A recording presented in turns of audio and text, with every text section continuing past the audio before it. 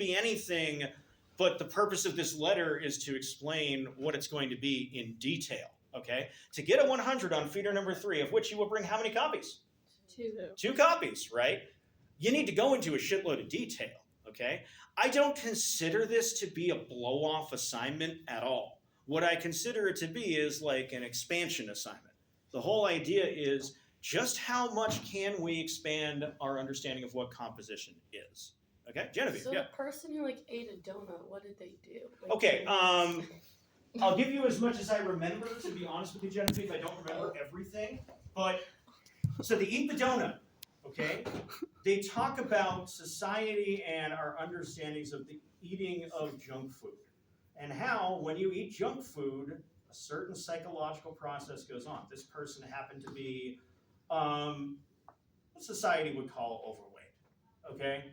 Not anything dramatic or anything, but what he wanted to talk about was the experience of eating a donut and how when you're eating a donut, certain things go on. Now, he wrote a written supplement, okay? He didn't just eat the donut and say, now give me a 100, okay? What he did was he wrote a written supplement explaining, this is how this qualifies as an academic project, this is what I'm exploring, blah, blah, blah, blah, blah, okay? Now, we're gonna get to the rubric, okay? Don't worry about the rubric before Wednesday. Worry about what you want to do and give me plenty of detail for it, okay? But the person who ate the donut, what he did was he explained, every time I eat a donut, the following things go through my head, okay? How are we doing, guys? I feel like I'm producing total agony right now. This is like a video sample for the other classes, and right now I'm making myself look like a shitty teacher. So let's do this. Come on, nobody's got any. Who wants to write their feeder number 3 now? Okay, I saw Audrey and Grace's hand shoot up at almost exactly the same time. Simply because Grace hasn't had the chance to talk yet, I'll go with Grace. So Grace, what do you want to do? My question is kind of more about like what things we can do with the app. So like, does it have to be like only us, or like if I wanted to do something, like for example, like eating something, just to see like how different people like respond to eating, like for example, like desserts or something. Okay, so so I wanted to give my little brother like a Kit Kat or something. That sounds amazing. You know something? Last night, okay, so this is really personal, but it's useful. Deathbed, okay? I have a family friend who is basically on his deathbed. And you know what he's eating as sort of like a diversionary thing as he's going through the motions? I mean, he's lived a good long life and everything, don't get me wrong, but it's a tough time, right? Kit Kats. Right now, Kit Kats are like one of his comfort food things for him, okay, when he's at the end. You mentioned Kit Kats, I'm sorry. It just inspired me to think about that. But, so your little brother's eating Kit Kats.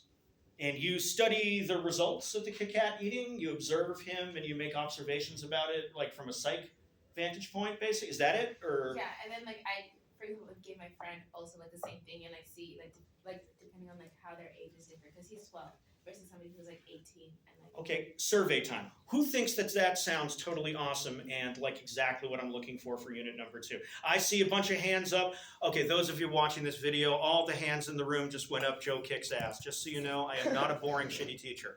Okay, yeah, but seriously, that sounds like exactly what you could do for unit number 2. Now, do you have to do something like that? Of course not. That's the whole point of everything I've been saying. But that sounds great. And I would like to add to it that on a personal level, I just witnessed Kit Kat serving this kind of almost spiritual purpose for, and I'm seriously, not lying, totally just like I wasn't lying before, Michaela, about the connection to Bull Durham, okay? Totally within the last 24 hours, okay? Hey guys, when we get to unit number 3, this deep, wide connection thing, we're going to keep on bringing it up over and over again. But Audrey, you had your hand up. Do you want to talk about yours? Oh, theoretically, Uh-huh. could I like drive around and go to different like fast food places and rank their fries? Let me say this, not in theory, in actuality, In that could 100% be what you do. That's so good. Starting here with why does Audrey want to talk about that specifically? And here's the thing, okay? It's fun, right? Sounds like a fun idea to do for the project. That's an obvious one, but digging a little deeper, do you want to talk about why you in particular want to do this? Because for like, so I live in like a health food household. Like I have quite the almond mom. So I like didn't have. That's almond mom? It's just whatever. No shit, I've never heard this one before. I like it. You keep going. But like for the first like maybe 10 years of my life, like I didn't eat fries, and I haven't really eaten a lot of fries in my life. So And you, I don't go to fast food very often, Mhm. so I think I could branch out. And Now try there's new things. depth there, right? There's an idea that, certain subsections of society have this notion that French fries or donuts or whatever are to be frowned upon and avoided.